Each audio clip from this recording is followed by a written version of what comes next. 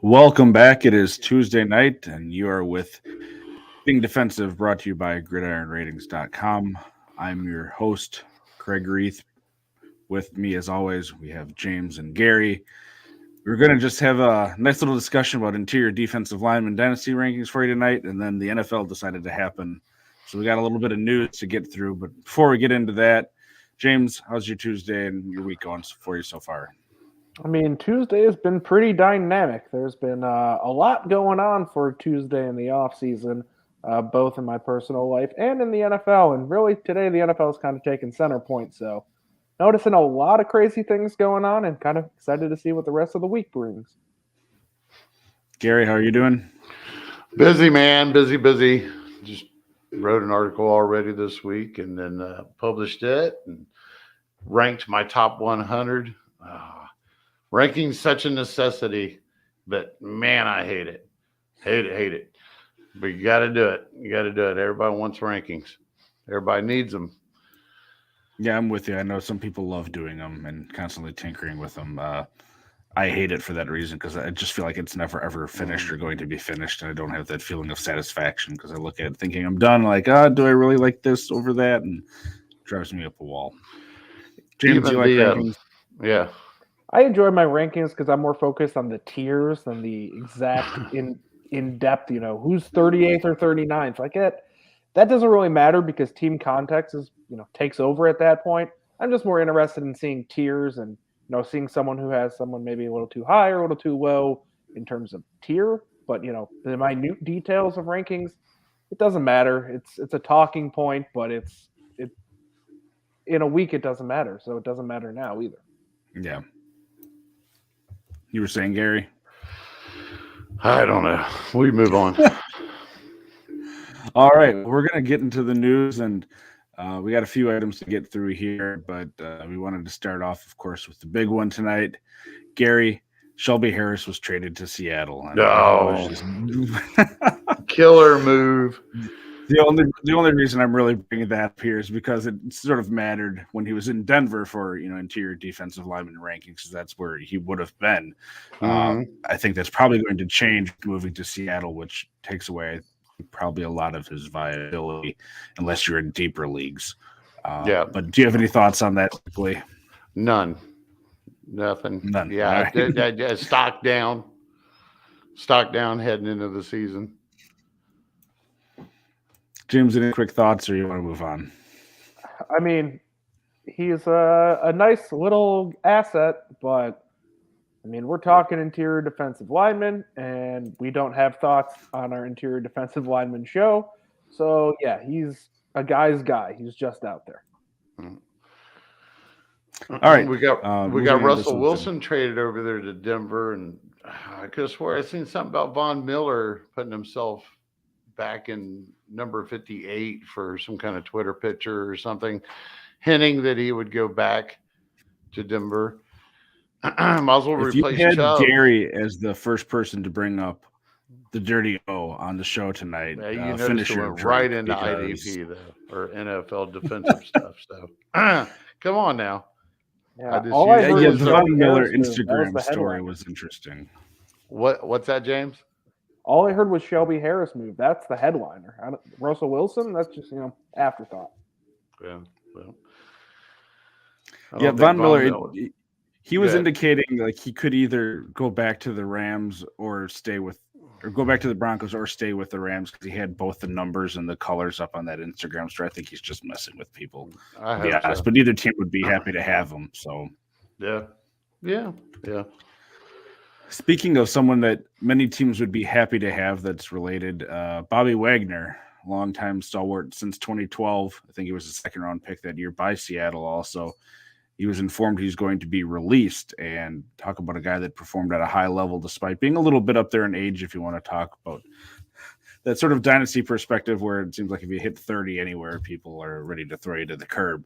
But he's been producing well, and it seems like he's probably going to have his choice of contenders or just teams in general where he wants to go.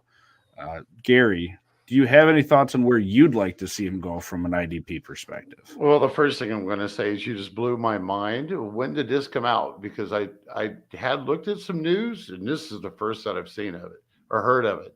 So you just It was in the blew my past mind. hour and a half. Oh yeah, I was running around doing family things. So hey, exciting stuff. I'm Surprise. yeah, you're kind of catching me off guard. I mean, was a Brooks takes a huge leap, or he's staying up there where he was. I think most people were coming in keeping him up there in that upper tier 1 anyhow. But to hear that Wagner's gone definitely secures that thought. When it comes to Wagner, there's got to be a lot of teams out there that would love to have him. Imagine him going to Denver. Yeah. Something along those lines. That would be pretty wild. So, I mean, Dynasty value kind of takes a hit, I think. What do you got, James? Yeah, I mean, I feel like he's going to be entering his hired gun phase of his career, where he'll probably go somewhere on a 2-year deal that's effectively a 1-year deal, maybe, or maybe he'll get 2 years out of it. But he's not going to have a future that looks long and prosperous, where he's locked up something. He's gonna go somewhere, probably try and ring chase for a little bit, which good for Bobby, or he's gonna try and get one last payday, which probably is a little more unlikely. I definitely see him as on his way down. He certainly is by no means someone who's an afterthought, but where we had our linebackers earlier, 2 weeks ago or whatever it was, he definitely is dipping south, and that's kind of what it is. He's a kind of guy that you want to go attack. If you're a championship caliber team and you can flip some youth who might become long-term viable for a guy who's currently viable but doesn't have much long-term upside. So it's a nice little piece to have. But as far as a building block, once he's out of Seattle, it's you don't know where he's going, and things aren't going to get better than they were in Seattle. So it's a net negative for sure. Yep. Similar, but not nearly as impactful. AJ Klein was released by Buffalo. He was sort of relegated to a backup role, but IDP news is currently sort of in short demand outside of today, so I figured we'd throw that out there for any people in the deepest of deep leagues. And then Harold Landry, we had heard earlier today, was not going to be franchise tagged by Tennessee, and everyone was all excited about, oh, where's he going to go? What can he get? And it turns out they just had a deal to re-sign him. 5 years, $87.5 million with $52.5 guaranteed. And I know he's someone that we had spoken about. I think that was last week in the Edge rankings, if I'm not completely wrong. I know we went over him a bit and we mentioned, it'd be interesting to see where he goes, but status quo for him. So I think we all are in agreement. It's a nice spot for him. Yep. Right there next to Simmons.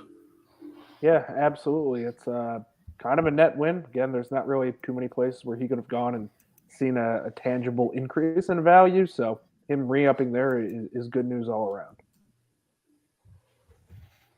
Alrighty. Well, if you're watching us over on YouTube, thank you. Make sure you hit that thumbs up and make sure you're subscribed for all the IDP and also offensive content on the Gridiron Ratings channel. Hit the notification bell so you remember whenever we go live, or the Thursday show, talking a bunch of rookies over there while we're sort of finishing up the rankings portion of the offseason before free agency here. And we are going to jump into tonight our interior defensive lineman ranking. So this sort of goes with the edge position that we had talked about in the prior week, where depending on the league, this may or may not be a setting you have. Some leagues do have defensive tackle only, and a number of these guys would apply there as well. But we're sort of looking at those guys that would be 3-4 main setup defensive linemen, and then defensive tackles, nose tackles in a 4-3. So those are the sort of guys that you're going to be seeing on our list here tonight. And we will be sharing this with you so you can see everyone's list here. And for those of you listening along at home, as opposed to watching us live on YouTube here, we'll be playing that for you once it loads up for me here.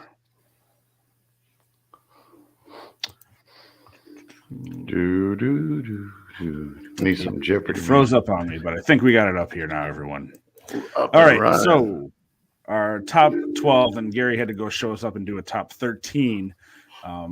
when we're already talking about a top 10 and then doing a top 12. So keeping you on your toes here. Number 1 for Gary, DeForest Buckner. 2, Jeffrey Simmons. 3, Aaron Donald. 4, Christian Wilkins. 5, Quinnen Williams. 6, Chris Jones. 7, Jonathan Allen. 8, Leonard Williams. 9, Larry Ogunjobi. 10, Jonathan Greenard. 11, Deron Payne. 12 is Grady Jarrett, and thrown in for extra there at the end. 12 and a half, 13, whatever you want to call him, Kenny Clark. Moving on to my list, DeForest Buckner, Jeffrey Simmons, Aaron Donald, Quinnen Williams, Leonard Williams, Chris Jones, Jonathan Allen, Grady Jarrett, Christian Wilkins, Christian Barmore, Cameron Hayward, and Kenny Clark. And then for James, we have DeForest Buckner, Aaron Donald, Leonard Williams, Jeffrey Simmons, Jonathan Allen, Quinnen Williams, Chris Jones, Christian Wilkins, Jonathan Greenard, Christian Barmore, Cameron Hayward, and Grady Jarrett. So a lot of repetition, a lot of names in similar areas here. We aren't going to be having to go through all of these exactly, sort of in the getting defensive mode, because we all have, DeForest Buckner 1. So there isn't a whole lot to be said there. A lot of that is based on age right now and then matched up with production. But James, I'm going to let you take it. And who do you feel like discussing there sort of in the top half of these lists? I feel like I might be a little bit higher on Leonard Williams than both of you. Obviously, the numbers come in. But at the same time, I don't really see why the tier might not have him. You might not have him in your tier 1, whereas he's clearly in my tier 1. My tier really falls off at 4 at Jeffrey Simmons, or maybe at Jonathan Allen.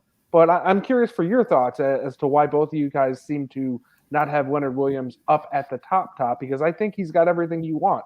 He's got opportunity, he's got playing time, and he's got consistency, even though it's not the greatest. It's not DeForest Buckner or Aaron Donald level. It's right there for me. Well, mine's pretty short and sweet. I mean, anywhere below the top 3, from 4 to 8, which would include Wilkins, Williams, Jones, Allen, and Williams again. Those are all splitting hairs. Those could have went in any order right in through there. There's no big explanation when it comes to ranking this early. I was ranking on age and stability more than anything with the odds of making production. So I don't have a problem with Leonard peaking inside that number 3. I mean, he's flashed. Last year wasn't his best year. I think he was down a little bit last year. There's no reason he couldn't bounce back and be up there again. Yeah, I mean, his sack numbers went down last year. He had 5 less sacks. I think he had 11 and a half in 2020, and then only 6 and a half this past season.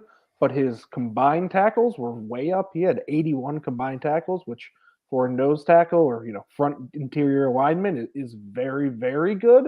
And while he only had 34 solo tackles, you like to think that some of those combined tackles probably are going to become solo tackles next year. If you're looking at just the total overall numbers, add in the fact that the Giants are likely to stink again. They're likely to get run on a bunch. That number should not regress anytime soon. Then you factor in, he'll be 28 next year. He's not too young. He's not too old. For an interior lineman, he, feels like your prototypical, very safe, very good long-term play. A poor man's DeForest Buckner, which is why I rank him so high. And I just feel like he might be just a little bit further forgotten because he's been stuck in New York for so long, going from the Jets over to the Giants, and it's kind of as is. They're not winning. You're not really seeing a lot of highlights from him, but he's still producing those numbers, and those numbers are what matter in fantasy football. So I feel like he's just a little bit underrated, and I want to give him a little shout out. You're my guy, Leonard. Keep up the good work. So you have him at 3rd. I have him at 8th. Kraig, you got him in there at 5th. What do you got on him? Yeah, he's sort of in that second tier for me. It's really because I don't know what to make of him currently with the Giants. So they have figured out what to do with him compared to what the Jets did. And it's one of the reasons that the Giants had re-signed him is they really believed that they would be able to turn those pressures, which he's always gotten, into sort of big plays. And that bore out in his first full year there. Then he kind of, regressed back to how he was with the Jets, but his tackles, as you said, James, went way up. So I'm sort of looking to see what he ends up being. Is he going to level out in between there, or are you on one end of the spectrum or the other? I do think that he has that, upside. He could have been in the top 4 for me. I have a hard time putting him in the top 3 just with the other guys that we have there. But he very easily could have been 4 for me, which is right at the top of that second tier for me. I do like him a lot. I have him in a few leagues. Sort of when that news what the Giants said they wanted to do with him and they thought they could unleash that potential, I was really happy. The past 2 years showing that they were able to do that. So, well, I guess I'm up next. I'm going to pick one out. How come you guys aren't giving Christian Wilkins any real love there? I have him at 4th. Because he's had one Kraig, really you're good at season. 9th. He's had one really good season, and I'd like to see that happen again before putting him up that high.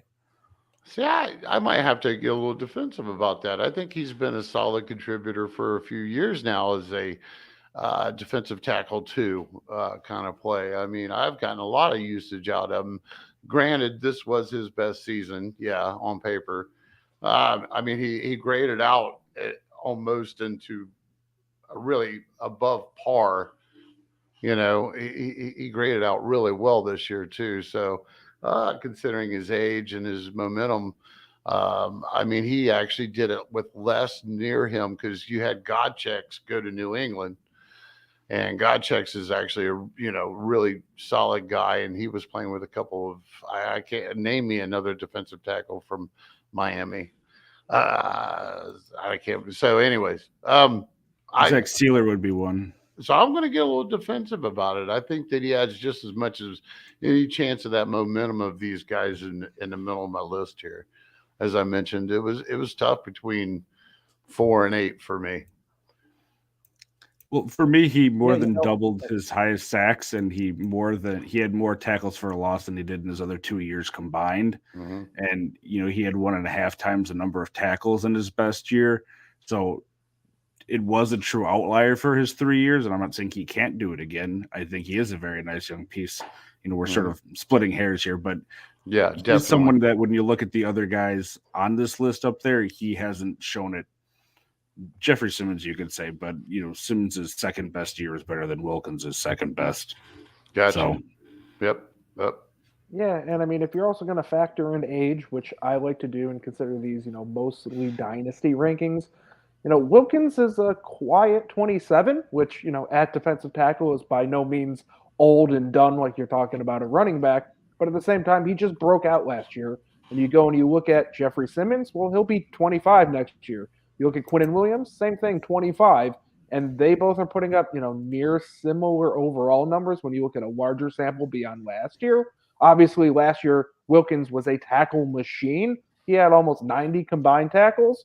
But then you go and you look at his sacks, he has 8 career sacks, not 8 sacks last season, his entire career. So he's not really getting a lot of penetration. You're relying on those tackles. And do I think he's a shoo-in to get another 90 combined? No, not so much. I don't think that that's necessarily a median level play for him. So I've got him a little lower. He's only at 8 for me, which is not that big of a drop off from 4, but it's definitely a clear tier below. I don't think that it's necessarily a show me what you got again, like Craig's kind of saying. I think that there's enough evidence to suggest he's gonna do something similar again. But do I think it's going to be at the same level? No, I don't. Which is why he's down in that lower level, around some other higher upside guys or some very old guys, and he's not at the creme de la creme. That almost got defensive back at me. I got you. I heard you. Double defensive. Yeah. Damn. Well, Gary, you're an outlier on here for one. It'd be 2 guys, but I guess we'll start with the first one. Larry Ogunjobi, you have him there at 9. He's going to be coming back from a I believe, a significant injury that he had towards the end of this past year, coming off his best year. Do you see him sort of, reverting back to that, 50 tackles, 5-ish sacks? Or do Yeah, you think he has a higher potential? in hindsight of ranking these and thinking about it, he possibly very well shouldn't be in that top 10. Yeah, I'm not going to lie. I don't bullshit about it. I think that I probably didn't look as far into, including you guys having Christian Barmore on this list. I'm a big fan. I don't even have Hayward on there. I probably should have gave him his respect, even though he's getting 34 years old. We were thinking Dynasty, so he did slip out right outside that top 12. I don't know. I probably have him ranked too high, and I'm just going to admit it. Move on. I don't think that he's gonna be there this coming year. He's going to have to work his way back. Yeah, and it looks like he's a free agent, and a guy that big having foot surgery. It'll be interesting to see what he gets, even in terms of a contract and playing time. So, do you think that you'd have him bumped off completely, or just farther down with someone like Barmore? Oh, probably not completely. Landing spot would probably have to be known for me to sit there and really take a judgment call on that. I can't tell you off the top, but definitely a swing and a miss on miss that field goal. Yeah, he is a nice player when healthy. I was going to say, Gary, I'll come in and I'll get defensive on your behalf. As I like a lot of what's happening on that Cincinnati defense in terms of opportunity. And like Kraig said, Ogunjobi is not necessarily on that Cincinnati defense as he's a free agent. But were he to return, even with that foot injury, I think he slides into my top 12. Overall, given the opportunity that, he doesn't return, he's not on my list, but he's very close. He might be my baker's dozen at 13, maybe a little lower at 14 or 15. But I don't really think it's that out of bounds to have Ogunjobi up that high. It's a little high. It's a little optimistic, assuming he's going to return. But if he does, it's not at all out of line. I don't really think it's that poor of a ranking by any means. He's definitely in that tier, and it's not really that bad. Is really all I'm trying to say. And Gary, your rankings aren't poor. I like them. Yeah. Appreciate it. Let's see. I really like Jonathan Greenard. I think his season last year was underrated. He did catch a lot of people's attention, but I mean, he graded out really well too. He was up way above par. You don't have him at all, Kraig. Me and you both have him, James. Let's see, at 10? No, 9 and 10. I have him in 10th, but I don't know. Or is your trust issues perhaps that he's in Houston with you, Kraig? My trust issue is that in the leagues that I have interior defensive lineman, he was an edge player, so he wouldn't qualify, which is why I didn't put him on there. Yeah. If he had been an interior defensive lineman of those, and I felt that he was going to be one, or he was going to make a change to have him be reflected as that this coming year, I think he would have a spot up here, because I think there is a lot of opportunity for production, and he showed a lot, and I do have him in a few leagues. It's just a matter of I didn't see him as qualifying. So I forgot about that fact. Actually, at MFL, our Dynasty League, I actually had to go in at the beginning of the season and change him to a DL from a linebacker. I believe, they had him as linebacker. You could even open him up, and he would have his DL stats on his card. You could just tell that it was him. So hopefully they're going to make that change across the board in MFL. There was a few places that had that, but I'm pretty sure that he's the interior defensive lineman in real life. I can't remember what gap he plays, but anyways, so I was just curious. I suppose that's probably a good reason why you didn't rank him. Yeah, and, if I'm being honest, I didn't have him initially ranked, but when I saw him on your rankings, Gary, I said, well, I guess he qualifies. So I slid him in on mine. But I do think that he was mostly outside. But frankly, I don't really know what I'm talking about. So that's more thinking versus actually having sort of stats and analysis to back that up. But if he does rank on the interior and he holds that position next year, I think he's very solidly in that bottom tier of guys who could break out and could become excellent. But also at the same time, he was not at all a tackle monster. He was a sack monster, which makes me feel like he's a very high variance guy, which is a nice person to have at the back half of your IDL ones, but not necessarily someone you feel confident on in not crashing and burning. Yeah, for a guy, I think he's only 24. What's a rookie? Wasn't he? Rookie or second year guy? He's pretty young. That's still pretty impressive. Yeah. It just, folks, we're going to have to realize too, the things are going to change after we find out the schedule and matchup strengths and all these other things come into play besides just talents and ranking them. So, it really, again, I think I'm going to say beyond the top three, you're really probably could dip on down to about the 15th guy and say that any mix and match in there, it could be any given year that those guys end up in the top 10. So, you guys coming on and guys going down. So like Grady Jarrett, I love Grady Jarrett, but he had a down season and it's just that team around him, I kind of feel like Kenny Clark is out there, the only guy on the interior defensive line worth anything in there in Green Bay. So he doesn't have a lot of help, that's the only reason he went down. I'm questioning putting Payne on there. I probably, in all said, Payne should have probably been knocked down too. And right in there, probably should have put in Hayward and Barmore. I'd like to talk about Barmore for a minute. First, James, why don't you tell me how you got him in there at 10? He had a high amount of snaps consistently across the entire season. We were talking a little bit before we went on that his snaps decreased towards the end of the season, which was mildly troubling, but really not all that troubling when you consider how New England was shaping up for their playoffs and how they might just want to be limiting and resting him a little bit. And frankly, I'm giving him the Bill Belichick bump. He knows how to get guys on the interior side to give him value. So I feel like his floor is just insanely high. He's not a guy who's likely to crash and burst.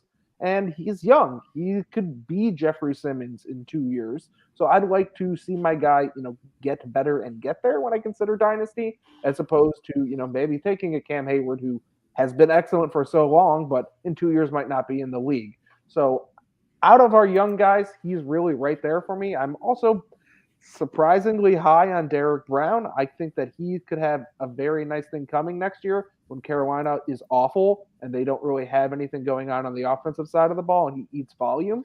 So those are my two young guys that I'm kind of looking at, Barmore more so than Brown, but I just like the investment there if you want to invest young.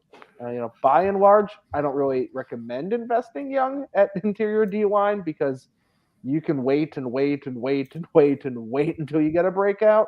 But if you do, that's where I'd go. Kraig, you got him at 10 too. Yeah, so he was a really raw player. Even coming into the league, I think he only played in like 22 games in college. And the fact that the Patriots drafted him where they did and he got that immediate playing time from Belichick, I think speaks a lot to how they view him. And then the fact that he was able to produce, he got quite a bit of pressure. I think you pointed out before the show he had really high grades, especially for a rookie coming in. So I see him as a guy that it appears that he's going to have playing time, which is going to establish the safe floor for him for the, a defensive tackle position. And then he's going to have a lot more upside if he's able to capitalize on that raw talent that he has. If he puts it together, a year from now, we could easily be talking about him in the top 5. Yeah, I wrote about him. I mentioned that to you guys about an IDB dime drop to Gridiron Ratings members. And actually, right after I did that, it was like week 6 or so. Then yes, he took a dip in snaps he was actually up to like 80% in one game, if I remember right, which if you think about it is kind of really high for any defensive tackle in a rotation. On top of the fact, here we got Belichick using a rookie this way. He never does that. He never does that with, especially with the defensive lineman rookie. I mean, I can't think of one that he's played this way. Actually, he graded out just on par, but considering the situation, he did really well. He actually, I got to use him in one of my really deep formats at a DT play, and he got what he had coming to him. And I'm not too concerned about the snaps either, because when we look at the end of the year snaps, I think there was something going on with Lawrence Guy, or probably Weiser, or whatever, Winterchick, whatever the names were at the beginning of the season. And one of those two or both of them were not getting their full complement of the rotation like they had in the past. So, I mean, usually the Belichick way of doing it is to have a 5-man rotation almost within that interior defensive line up there. He brought in God checks. I think that was the best thing he could have done for Barmore. You got a young, seasoned veteran, another high quality talent, to teach Barmore what's going on. And I think there was some fluctuation between their two snaps too. But all in all, I'm not too worried about it. I think that Godchek's probably, if I remember right, don't quote me, I think he played the most, like up in his 60s.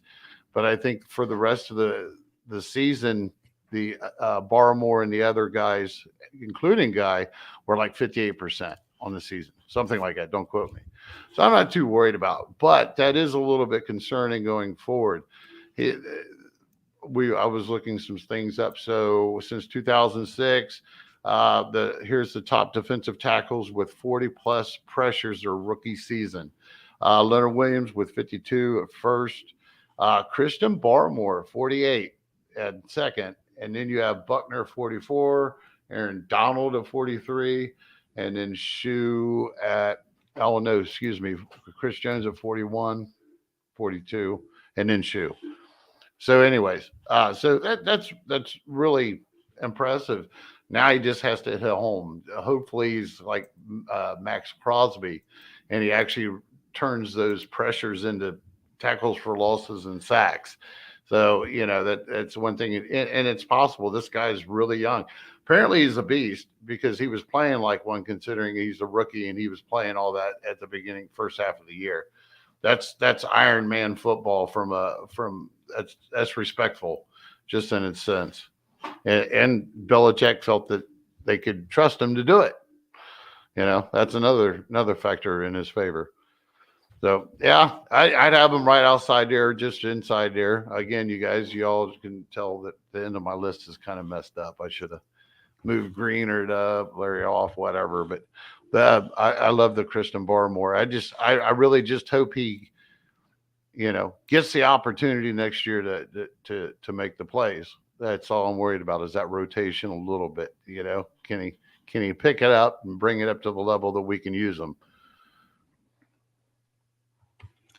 All right. Well, I'm going to go to a guy that we have thrown on here at the end that you kind of mentioned, Gary. James and I both have Cam Hayward at 11. It'll be interesting to see. They sort of have an out after this year in his contract. He's going to be 33 this season. I'll tell you that in the leagues that I play that have this interior defensive lineman position, he was number 2 on this year still. At that age, behind Aaron Donald, that it was only by a couple points. So he's still clearly playing at a high level.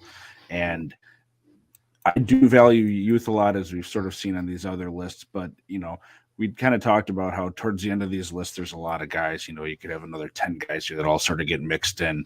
And I'm going to defer to the guy. And I think that's sort of where he deserves to be drafted anyway, because you're going to have teams in Dynasty leagues. Some are going for it now. Some are playing for youth. Mm-hmm. I generally try to have more youth on my side, but certainly he's a guy that I haven't seen go for a high price if you're contending and you need someone in that sort of position, because he is just old, reliable, which is sometimes what you need. So I did want to include him, and that's why I threw him. Well, I mean, it's exactly why none of us have Aaron Donald number 1, or he'd be clearly number 1, right? Yeah. I mean, it's just age. So, yeah, I mean, you have elite. Buckner had a good year last year, but I mean, Donald had an elite year. Let's see the best graded ones on the list. Let's go. Hayward, he was elite. Donald, I think, was a little ahead of him. Jonathan Greenard is a special mention. He's right up there close to these guys. Jonathan Allen, Chris Jones. I have kind of a hard time. I don't like drafting Chris Jones. You guys got players like that. I just don't like drafting them. I don't know. Wilkinson and Jonathan Greener were right there knocking on elite. And then, of course, Aaron Donald was up there. Buckner had an average year. Simmons had a good par year. Leonard Williams had a good par year. Payne was down a little bit. Payne, so I don't know what I was thinking. He plays more of that nose tackle position. But I don't know. I just thought I'd mention that out of the group. And I did check for what it's worth, and we know it's not the be-all, end-all like we talk about, but PF does have Greenard as an edge player still, so we'll see what comes of it. Jonathan Greenard. Who does? Who has him as an edge player? Okay. So we'll see if that continues. Yeah. Yeah, I just want to, pipe in and mention at the top half of this, these lists, you've got guys who are kind of elite talents or, a little bit older like Aaron Donald, but you've got guys who you have an extremely high floor with. Even when you get to, for me, Chris Jones, maybe he's on my top half of the tier and maybe he's not in the bottom half, but the gap between 7 and probably 21 is not as big as the gap between 7 and 1. There's so much room there right now. And of course, with free agency coming along, there's going to be so much movement with people moving up and down in that range as well, that if you were drafting today, which I don't think very many people are, but there are us degenerates out there who do draft today, you can just wait and just find someone later in your draft when you're looking at interior D linemen. If you don't grab one of those guys early, there's no real point in being the person who drafts the 8th guy, because you can just keep waiting and not have nearly as big of a drop off. Yeah, and I know from doing the start sit charts for our members, I mean, if you miss out on these upper guys, upper 5, 6, 7, something like that, no matter what the order would be, you can get by slipping down and just picking up guys off the waiver wire and playing them in your favor. For the matchups and be successful. Stream them, I suppose. Dynasty, I don't know about you guys, but I think I've mentioned this before. I look at it from a 3 to 5 year aspect, because I don't ever have anybody on my team for 10 years. If they was in the league, I might have had Bobby Wagner on a huge amount of those leagues, but never for 10 years straight. So, it's just not how it worked. How do you guys look at that? Go ahead, or James. do you? I guess, I really don't pay that much attention to it. It's, just like all things in Dynasty, you're looking forward more so than you are in redraft, but you're not looking that far forward because you're trying to win right now. Mm-hmm. So if you sacrifice right now to get better in the future, well, you're not playing the game right, because you can win right now and then figure out the future in the future. I always have a tough time when people are saying things like, oh, go trade for Calvin Ridley if we want to drop a little dirty-o on this IDP concept draft, podcast. Why would you trade for a guy who's out for 12 months? It doesn't make any sense. Sure, his value might get rehab, but when you lose a guy for a year, he's off your radar. If you've got him on your roster and you can stash him somewhere, fine. But what are you doing planning for 18 months out? You can find another wideout 2 or flex guy in 18 months by cycling through guys today and actually getting production today. And that applies to the defensive side as well. There's no need to look at people who are young and just, so much opportunity when they're not on the field, when you can get production on the field and then find that opportunity at a later date. A lot of people are missing the forest for the trees in Dynasty, and you always got to see that bigger picture. Well said. It's really for me just how I have my team built based off of the initial draft. I'm notoriously poor at trying to find that nice balance in the middle ground because I end up just inevitably staying there. It seems like in those leagues where I'm either, I'm going for it now, sort of off the initial draft, or I'm just starting young to build my team up and, sort of find those guys and be able to stash guys that I like that are young. So it's probably just a weakness of how I deal with those mediocrity teams. And I've learned to just sort of bite the bullet, as they say, and just have a fire sale and just restart because I hate sitting in the middle and just, you're the last team to make the playoffs and you lose in the first round for 5 years in a row or whatever. Like, it's just an annoying place to be. So, mediocrity. Yeah. I think that I want to get defensive on mediocrity just because, people look at fantasy sports and they compare them to real life and they go, well, you either need to be winning that championship or you either need to be gut rebuilding. So in the future, you can win that championship. But fantasy sports isn't exactly like real life. You don't want to rebuild for 3 or 4 or 5 years because you just lost your buy-in for 3 or 4 or 5 years. And we all have seen plenty of teams in our leagues who are the 5th or 6th best team in the league. They get in, someone gets hot on their roster. Oh, they added Rashad Penny or some random running back who goes off with Justin Jackson or whatever it may be, and that carries them to a championship or a semifinal run. And I just think that rebuilding, even in Dynasty, should never be all in rebuilding.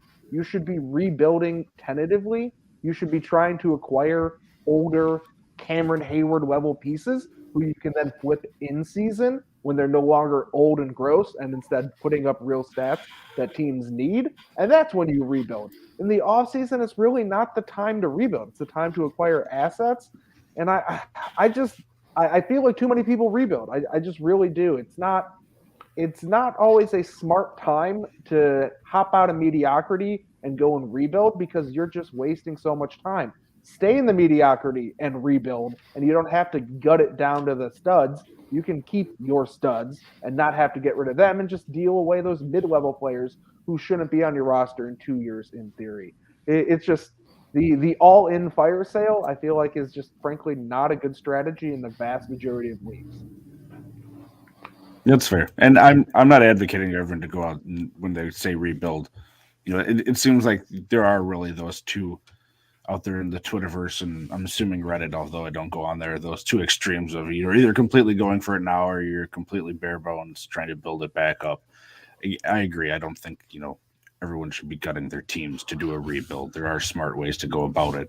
I'm just saying, with the way that I deal with my teams, if I've been sitting in the mediocre zone for a couple of years, I'm not getting myself out of it because I get too attached to players. And I just destroyed for myself.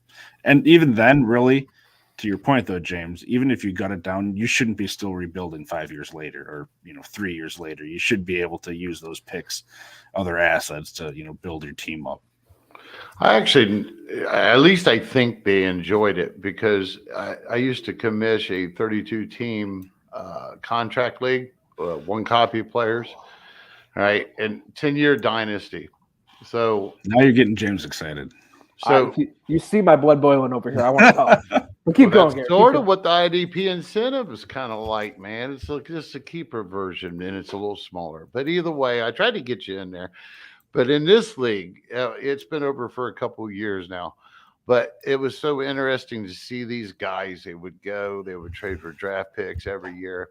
And these are full complement rosters too, at 11 starters and like 9 offensive starters, just full complement. But either way, every year they would go and they'd jump right back in the draft. If they had a player that played well, they'd sell them for a couple of draft picks, and draft picks, just continuously trying to build and build. And never, we had to out of the 32 players, we had to replace some each year, but over half that league had stayed there for that entire 10 years, and there were a couple of them that were like that just kept building.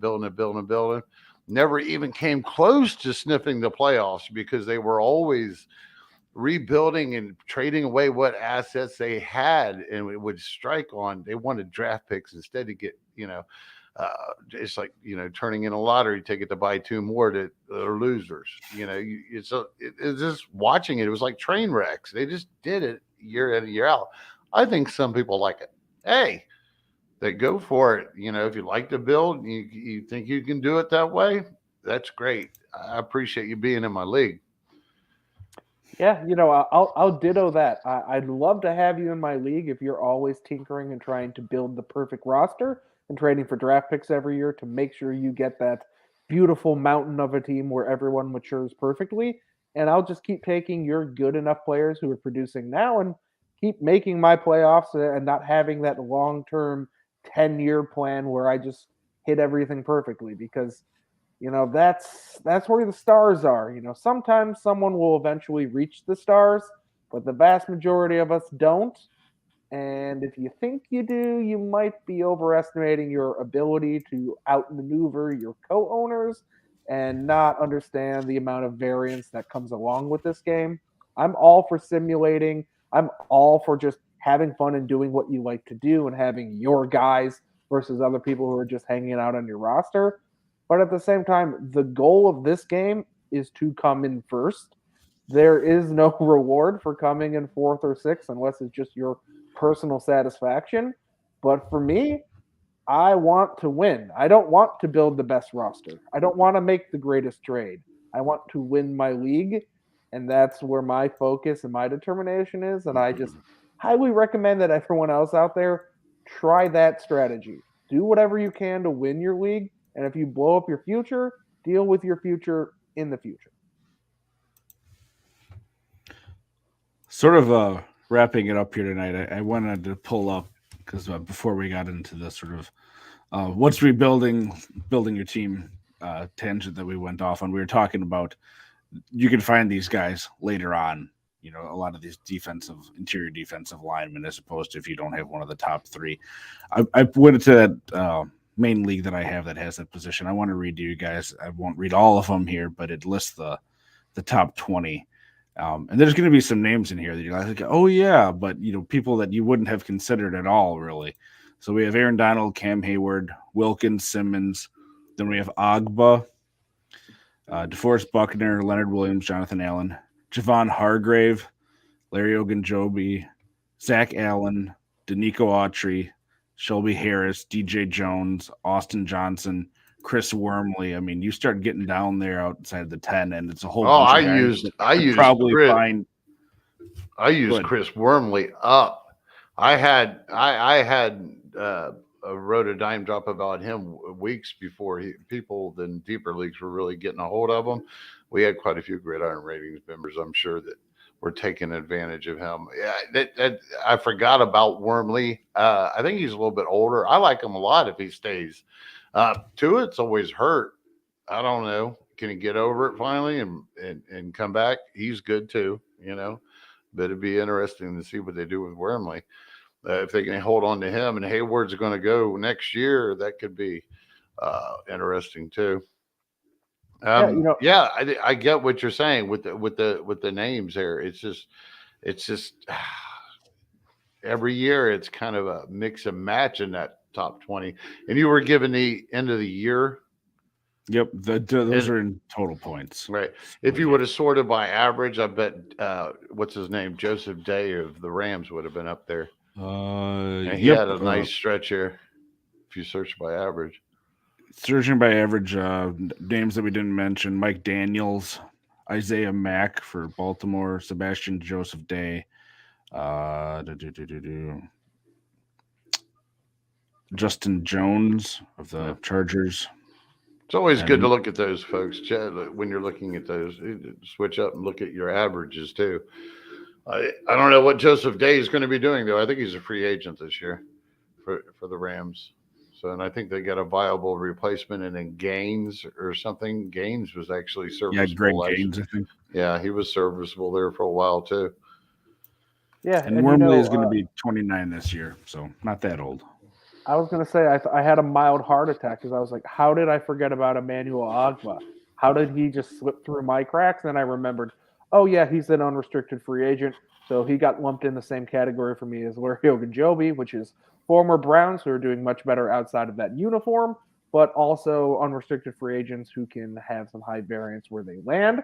So they just fell just outside. But to Kraig's point, there's a lot of options. It's I don't even know what the type of the graph is, but it's the graph where it whoops down from here going down to that way, where it's just going, oh, peak, good, and then you get low and it just steadies out, and there's not a lot of variance between those guys later on. So you can play those matchups. As Gary's pointed out many times, when you play matchups, you can get a lot of great results, and of course, depending on your league, but interior D lineman, you want to invest early or not invest at all and just spend the least amount of money there and focus your money elsewhere.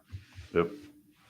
And they also generally are good guys to targets from those rookie drafts a year or two after the fact when the shine has worn off of, Christian Barmore, second round pick, and people see the stats where it's like, oh, well, he didn't do a whole lot for me stat wise, So there's a little bit more of a learning curve, I think, for interior defensive linemen coming out of college too. So, I mean, look at Kinshaw in recent years and even Brown.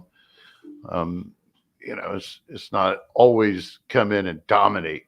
Doesn't always work that way. The reason, Buckner, his technique. I mean, I think that if I got between Donald technique, but at least Buckner being number one, technique has carried Buckner. He's a beast of a man that's got technique to beat the guys. He's got the counter moves to get in there. He's having a little bit tougher round this past year. He didn't have the best. I think maybe it might have been his worst year, even though he was still productive. But there's no reason to worry about him. And you got Kenny Pay, I believe, coming up on the outside, plus another rookie. They got plenty of guys coming in that should suffice to work around him for the next 3 years or however long they got him under the contract. So, I was going to say, you've got like Ed Oliver out there who we haven't mentioned, Dexter Lawrence. These are guys who had, crazy shine early on in their career. And now as they enter year 4, they've fallen off drastically, but they're going to be 25, which for interior D linemen is still very young. It's not 25 like you are when you're a running back.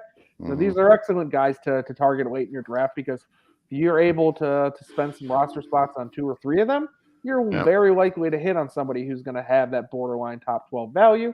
And then you didn't have to invest in anything and all outside of roster spots, and you've got your reward. So, it's like Charles Harris last year. Exactly. Coming back from the dead, playing with the Lions, right? Former first-round bust. Yeah, exactly. And I don't know what he's going to do in the NFL, but you guys can bet, and I'm sure we'll talk about it at some point this offseason after the draft. Somebody is going to fall in love in your league with, was it Jordan Davis, that enormous guy for Georgia that just blew up the combine? Someone's going to fall in love with him and draft him crazy early in your drafts just because of the combine. I'm already going to say, don't be that guy. The combine, whoever does good at the combine, you can just check them off your list, because you do not need to pay up for the combine superstars. The 1 or 2 times they succeed is not worth the 9 or 10 times they fail. Don't be that guy. We all remember Jamin Davis. We doing final thoughts then? Yeah, go ahead, Gary. What are your final thoughts on these interior defensive linemen? I like to ask everybody to make sure in the next few days or next coming weeks or whatever, check out our rankings at gridironratings.com. We're getting them up there. They're not quite set yet. We're in process. It's consistent rankings between about 4 of us over here at Gridiron Ratings. Just wanted to mention that, and check out the new articles we got. We got plenty coming out offensively and defensively every week now. So it's really cool. I hope you all like the new setup that Jeff's worked on for Gridiron Ratings. And, if you don't know it, we're actually like 3 times bigger when it comes to personnel this year. So we've got a lot going on, some special announcements. So make sure you hit subscribe while you're on YouTube, and I'll see you. Well, actually, I'll be on an IDP dime drop in the morning with Brandon. Is it tomorrow, Wednesday? Yeah, tomorrow about 10 o'clock, we're going to be covering the Atlanta Falcons. And then I'm taking off Thursday, and you're going to have JJ Winter and Jeff back talking post combine rookies.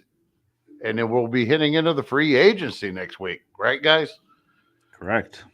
Yeah. I'm hoping to talk you guys into ranking your top 12 free agents. I think that's definitely plausible. I think we can afford We to can do check that them off prior as to we free go. agency. Yeah. Right. And just so we have some clarity up here up front, we're not talking tagged guys, right? Because we're considering them off the board. Who? Tagged guys, the franchise tag. Well, I guess. Yes. Yeah, I would say so. It only makes sense. Yes. No, Yeah. So we might wait until Monday, Tuesday to do it. I'm just saying because Jesse Bates is a guy that I'm sure would have been on our lists otherwise, but he's going to be sticking around. It seems there in Cincinnati. Things any indication, that. Yeah, any indication they're staying home. Move on. We'll talk about them anyways. James, any parting words for everyone tonight? We've had a crazy NFL week, and it's only Tuesday, kind of like I said at the top of the show. I'll say this: it's March 8th. We've got a lot of offseason to come. There's going to be the same thing that happened last year. We saw Matt Stafford move. Now we've seen Russ Wilson. We're going to see transactions, but ultimately there's not going to be giant, groundbreaking fantasy moves that come obviously. You're not going to go, oh, this trade happened. He's now the number one receiver, or he's now the number one linebacker. It's going to be in the subtler moves. It's going to be when someone who we don't necessarily see as the guy stepping up and becoming the guy when he gets paid a decent amount, but not the number one most paid guy. You got to look at everything. There's the headlines, and then there's the bylines, and you want to read those bylines too, because if you just read the headlines, you're not getting a leg up on your league. You're just another guy in your league. Boom. That'll do it for us, folks. Thank you for tuning in and spending your Tuesday night with us. We will be back, like we said, next week discussing our top 12 free agents in this free agent class of 2022. Make sure you check out Thursday night that Gary mentioned, where Jeff and JJ will be going over combine rookie information. If there's anything else you need, you guys can find us all on Twitter. Gary's at the IDP Tipster. James is at WhatMoney3000. And I'm at RotoHeat Kraig. You can comment on YouTube. Find us anywhere that you want. Make sure you look at gridironratings.com, like Gary said, for their ratings. And above all, make sure that you enjoy these next couple of weeks of the chaos and don't overreact to anything. So for all of us here tonight, thank you very much for your time and spending your time with us. And we will see you next week.